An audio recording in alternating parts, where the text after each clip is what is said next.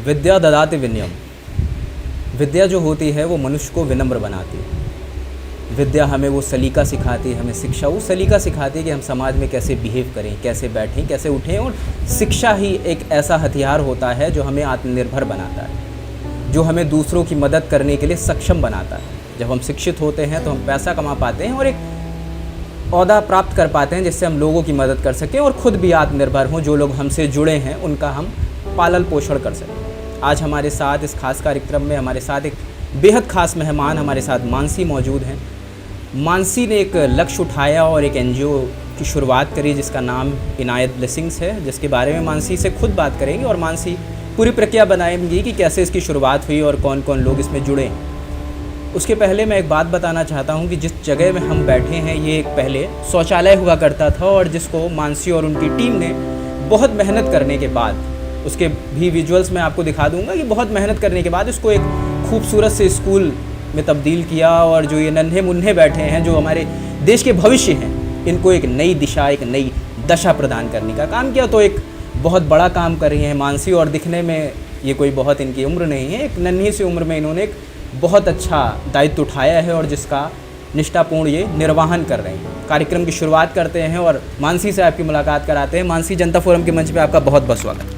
Thank you so much. Mansi, शुरुआत इसी बात से करते हैं कि ये इनायत ब्लेसिंग्स का कंसेप्ट कहाँ से आया और आपने ऐसा क्या देखा समाज में जो एक नया जुनून के साथ आप उतरी और एक शौचालय जो बंद पड़ा हुआ था शायद जो आप बता रही हो और एक इसका नवीनीकरण हुआ, एक खूबसूरत स्कूल में से तब्दील किया गया। क्या कहेंगे इसके बारे में?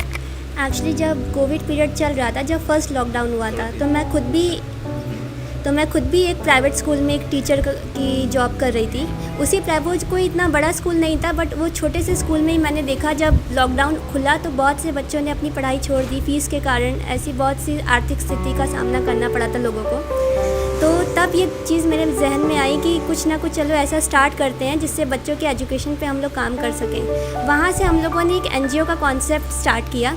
एनजीओ ओपन हुआ, देन फिर हमारे दिमाग में आया कि हम लोग क्या कर सकते हैं। तो अगर एजुकेशन के लिए हम लोग स्कूल खोलना चाहते थे, स्कूल खोलने के लिए फिर हम एक ऐसी जगह या ऐसा स्कूल खोलना चाहते थे कि बच्चों को वैसे ही शिक्षा मिले जैसे प्राइवेट स्कूल्स में हमें मिली है, उनको वैसा ही एक इन्वायरमेंट मिल सके जहाँ पे एक्स्ट्रा करिकुलर एक्टिविटीज़ और बाकी सारी चीज़ें हों जैसे प्राइवेट स्कूल्स में बच्चों को मिलती है। तो उसके लिए हम लोग को एक कवर्ड एरिया चाहिए था। अब इतनी फाइनेंशियली स्थिति तो हमारी इतनी अच्छी नहीं थी कि हम जगह परचेज़ करके ऐसा कुछ स्टार्ट कर पाए। तो हम लोगों ने फिर तलाशना शुरू किया ऐसी जगह को। तो ये पब्लिक टॉयलेट जहाँ पे अभी हम लोग हैं ये आया हमारी नज़र में। उसके बाद हम लोगों ने लोकल अथॉरिटी पे परमिशन ली। ये जगह पिछले 6 साल से एकदम बंद पड़ी थी। इसको यहाँ के लोग एक as a store room use करते थे। फिर हम लोगों ने यहाँ के जो छोटे छोटे बच्चे हैं, इन लोगों ने भी आई थिंक सफाई में काफ़ी मेहनत की है। ये जगह इन लोगों ने खुद अपने हाथों से हमारी टीम ने साफ़ सफाई करके लोकल अथॉरिटी से फिर हम लोगों ने परमिशन ली कि इसमें हम लोग यूज़ कर सकते हैं या नहीं कर सकते। यहाँ के जो लोकल पार्षद हैं शिवपाल सावरिया जी, उन्होंने भी काफ़ी हेल्प की हम लोगों की इस चीज़ में। तो उसके बाद हम लोगों ने ये प्लेस ली और इसको पूरा रेनोवेट करके एज अ स्कूल बनाया। अब अंदर आने के बाद कोई भी जो लोग बाहर से आते हैं, अगर उनको स्पेशली नहीं बताया जाए कि ये पब्लिक टॉयलेट है तो वो लोग नहीं बता पाते कई बार। तो हम लोग को तो ये इसी तरीके से हम लोगों ने ये स्कूल का कॉन्सेप्ट स्टार्ट किया था। एक बहुत अच्छी बात है कि बच्चों ने अपने शिक्षा के मंदिर को खुद सजाया, खुद संवारा और उसमें अब अच्छे से पढ़ रहे हैं। बच्चों से भी बात करते हैं। क्या कहना है आपका? जब इसकी शुरुआत हुई थी स्कूल की तो आप थी यहाँ पे? यस थी। तेज बोलिए बिल्कुल। मैं थी। क्या किया आपने जब स्कूल शुरू हुआ? तो आपने भी सफाई में मदद कराई मैम की? यस। तो अभी आप आती हैं डेली स्कूल? Yes sir. क्या क्या पढ़ती हैं यहाँ पे? ABCD मैम सर जी बहुत कुछ पढ़ाती हैं। तेज बोलिए। मैम बहुत कुछ पढ़ाती हैं ABCD भी। स्कूल जाती हैं आप? Yes sir. तो स्कूल में अच्छी पढ़ाई होती है कि मैम अच्छा पढ़ाती है? मैम अच्छा पढ़ाती हैं। कौन से स्कूल जाती हैं आप? इनायत ब्लेसिंग एकेडमी। जी, इनायत ब्लेसिंग एकेडमी। तो देखिए बच्चों का भी साफ तौर पे यही कहना है कि स्कूल से बेहतर शिक्षा यहाँ पे मिल रही है। ये भी बताइए मानसी, क्या क्या यहाँ पढ़ाया जाता है, कैसी क्लासेस चलती हैं और भी अन्य क्या क्या मदद मिल रही है लोगों से या आपके जो फ्रेंड सर्किल है उसमें क्या क्या हेल्प आपको मिल रही है? हम लोग यहाँ पे क्लासेस बच्चों की एजुकेशन के हिसाब से हम लोगों ने डिवाइड की। लाइक यहाँ पे कुछ बच्चे ऐसे भी हैं जो 11 साल के हैं बट वो कभी स्कूल गए नहीं, तो उनको भी हम लोगों ने स्टार्टिंग फर्स्ट क्लास से ही स्टार्ट किया, उनके बेसिक से स्टार्ट किया। और जो बच्चे कोविड की वजह से नहीं आ पाए तो उनको जिस क्लास में होना चाहिए, 1st to 5th ही चलता है ये स्कूल अभी, तो उस हिसाब से हम लोगों ने क्लासेस डिवाइड करी हैं। और बाकी जो हमारे टीचर्स हैं जो यहाँ पर आते हैं वो मेरी ही टीम है। क्लास जिसको जिस सब्जेक्ट में इंटरेस्ट है वो उस हिसाब से आके बच्चों को पढ़ाते हैं।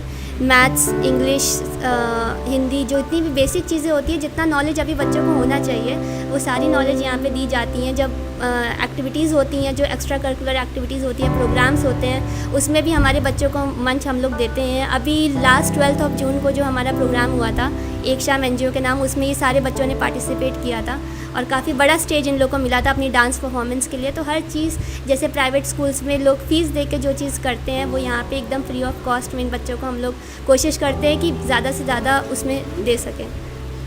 और अगर लोकल हेल्प की बात की जाए तो काफ़ी लोग यहाँ पे आते हैं हेल्प करने के लिए। लोग अपने बर्थडे सेलिब्रेट करने के लिए आते हैं, उसमें भी मैं यही बोलती हूँ लोगों से कि अगर आप बर्थडे सेलिब्रेशन के लिए आ रहे हैं तो आप लोग खाने से ज़्यादा अच्छा है कि आप स्टेशनरी के आइटम्स या बुक्स और कॉपीज़ इन बच्चों को दें, क्योंकि खाने का आइटम क्या होता है, आपने खाया, कंज्यूम किया और वो वहीं पे ख़त्म हो जाता है। बट जो एजुकेशन रिलेटेड चीज़ें हैं वो इन बच्चों के ज़्यादा काम आ सकती हैं। खाने का चीज़ कोई भी दे सकता है। जब हम लोगों ने भी जब NGO स्टार्ट किया था तो बहुत कुछ सोचा था, बहुत चीज़ें हम लोगों ने एक्टिविटीज़ बाहर देखी कि खाना बांटना और ये बांटना वो एक बस टाइम पीरियड के लिए होता है, बट एजुकेशन एक ऐसी चीज़ है जो लॉन्ग टर्म और शायद लाइफ टाइम तक आपके साथ रहती है। तो इसीलिए हम लोग ऐसा ही, हम लोग का एक मोटिव है कि यहाँ पे जो भी आए या जैसे भी काम हो तो वो एजुकेशन से रिलेटेड ही हो। बाकी एजुकेशन हो या टैलेंट, यहाँ पे बच्चों को बाहर से लोग सिंगिंग, डांसिंग बहुत कुछ सिखाने आते हैं, तो काफ़ी अच्छा से मैनेज हो जाता है। मानसी, हम ये भी जानना चाहेंगे कि जब भी किसी चीज़ की शुरुआत होती है तो एक प्रॉपर डिस्कशन होता है, तो उस टाइम का भी बताइए कि 1.5 साल पहले हम चलते हैं, कोविड का टाइम था, सब लोग घर से निकलना नहीं चाह रहे थे, सब परेशान थे, तो कैसे आपकी टीम बनी, कहाँ से आइडिया जनरेट हुआ? कुछ लोग जो शुरुआती रहे हों जो अभी तक आपका साथ दे रहे हो, क्योंकि शुरुआत में लोग जुड़ते बहुत तेज़ी से हैं बट धीमे धीमे वो कम होते जाते हैं, वो अपनी व्यस्तता में उलझते जाते हैं, तो उन लोगों का जिक्र करिए क्योंकि पब्लिक को ये जानना ज़रूरी है कि किन्होंने आपका उस समय भी साथ दिया और अभी तक आपके साथ मैदान में टिके हुए हैं। शुरुआत जब की थी तो सिर्फ एक सोच थी ये मेरी कि इसको इस तरीके से इम्प्लीमेंट करते हैं, बट ऑब्वियसली लोगों का अगर साथ नहीं होता, टीम सपोर्ट ना होता तो यहाँ तक आना इम्पॉसिबल था। ये हमारे साथ रवि सर बैठे हैं, इनका शुरुआत से ही एक ऐसा बहुत ज़्यादा सपोर्ट रहा है। एक हमारे साथ ज्ञानेंद्र सर हैं हमारी टीम में, वो भी एकदम इनिशियल स्टेज से, जब सिर्फ एक ये सोच थी तब से उन लोग का साथ रहा है।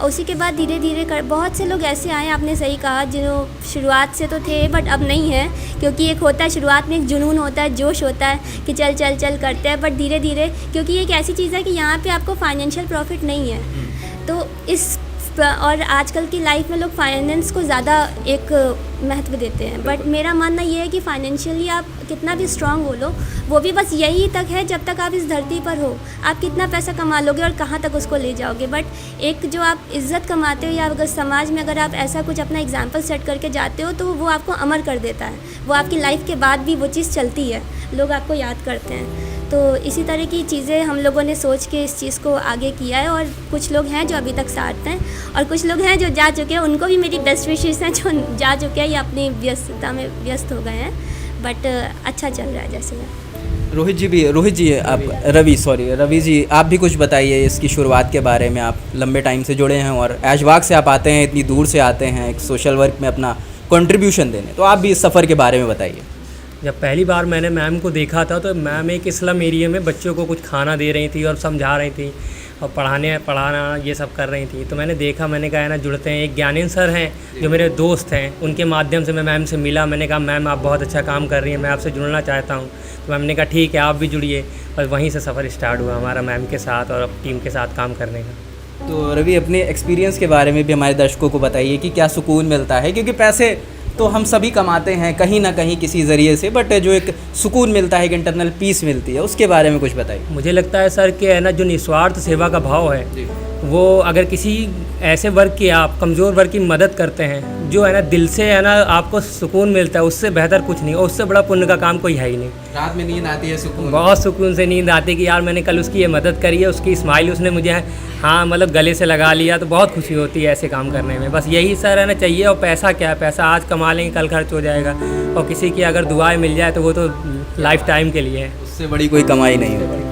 मानसी, एक प्रकरण हुआ है अभी जल्दी में कि एक 16 साल के मासूम ने अपनी मां को गोली मार के हत्या कर दी। मैं प्रकरण को थोड़ा बताता हूं विस्तार से कि इस प्रकरण में वो कहते हैं कि बच्चा मोबाइल से को एडिक्शन था और उसकी मां उससे मोबाइल यूज़ करने को मना करती थी, पढ़ने के लिए कहती थी, और बच्चे ने गुस्से में आके। तो ऐसे केसेस होते हैं, बट एक मेंटालिटी पे उनकी बात करते हैं कि जो बच्चे मोबाइल के एडिक्शन के लिए इतना परेशान हैं, रात रात भर काफ़ी लेट तक जगते हैं, घर वाले सो गए और चुप्पे से मोबाइल ले लिया और मोबाइल यूज़ कर रहे हैं। तो इस मेंटालिटी पे भी आप कुछ काम कर रहे हो, या आपका क्या विज़न है उसको लेकर? इस पे सोचा था हम लोगों ने, क्योंकि हर चीज़ के ना दो पहलू होते हैं। लाइक अगर टेक्नोलॉजी है तो उसके पॉजिटिव इम्पैक्ट्स भी और नेगेटिव इम्पैक्ट्स भी है, बट जितनी जल्दी नेगेटिविटी हम लोगों पे हावी होती है, पॉजिटिविटी को ग्रैब करने में उतना ही समय लगता है। तो आजकल की जो जनरेशन है, मैं देख रही हूँ, इवन बच्चे ही नहीं, हम लोग की एज के भी जो 23-24 में है, वो भी आजकल बहुत एडिक्टेड है मोबाइल को लेके, और पता नहीं करते क्या रहते हैं टिकटॉक में वीडियोस और ये और वो। मतलब एक पूरा ही गलत दिशा में सोसाइटी जा रही है।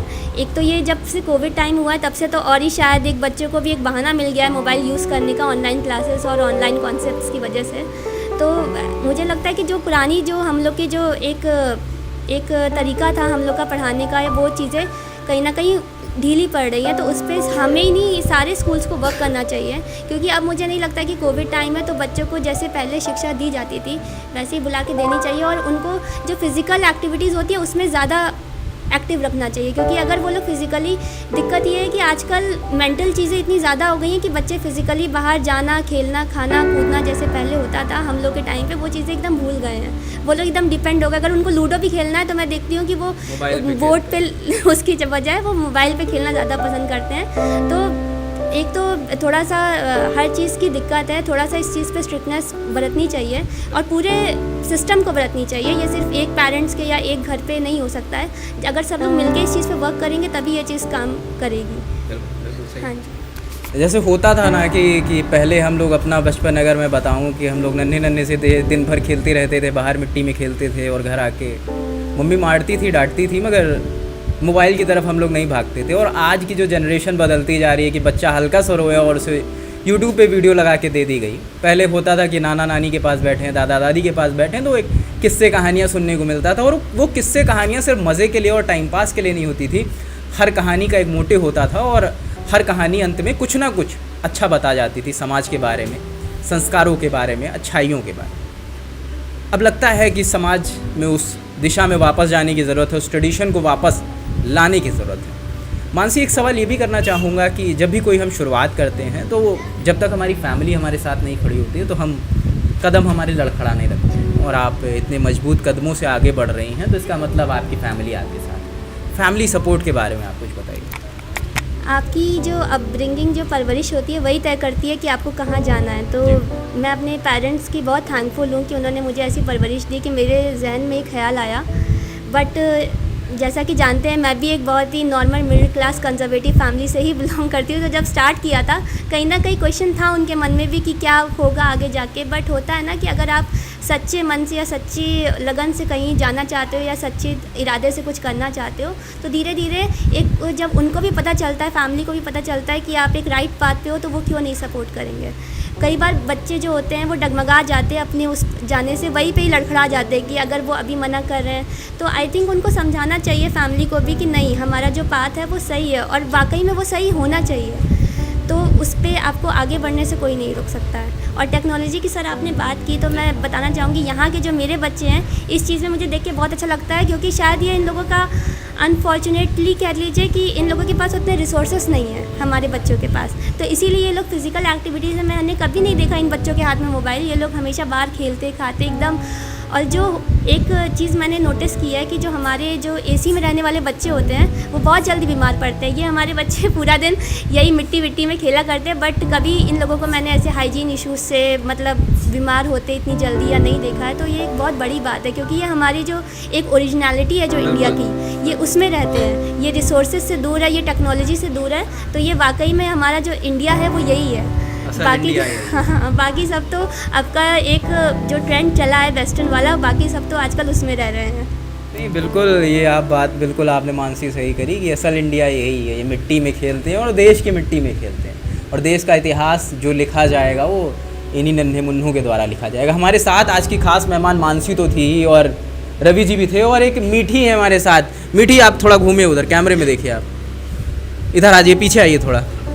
क्या नाम है? मीठी। आपको मीठी नाम है या कुछ और भी प्यार से कहते हैं घर वाले? हाँ, मेरी दादी मुझे अंशिका कहती है। दादी अंशिका कहती है, और मम्मी पापा कुछ अलग अलग नाम से पुकारते हैं आपको? क्या कहते हैं? मेरे पापा को मीठी कहते हैं। और मम्मी? मम्मी नहीं है। चलिए कोई बात नहीं, ये हैं तो आपकी मतलब गार्जियन की तरह है मानसी यहाँ पे आपके लिए। कैसा लगता है मीठी, आपको स्कूल आती हैं आप? बहुत अच्छा। क्या क्या सीखा आपने स्कूल में? बहुत कुछ। जैसे कुछ बताइए भाई, आपको पब्लिक देख रही है। ABCD। ओहो, कुछ गाना वाना सिखाया मैम ने कि बस ABCD और पढ़ाई करा रही है? कौन सा गाना सिखाया है? नन्ना मुन्ना। सुना दीजिए आज, उधर देख के सुनाइए, उधर देख के। नन्ना मुन्ना तेज से थोड़ा।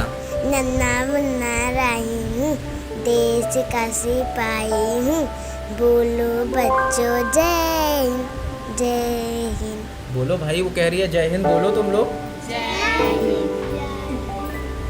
तो ये है असल भारत और असल इंडिया और असल लखनऊ, जिसे मीठी ने बताया, जिसे मानसी ने बताया।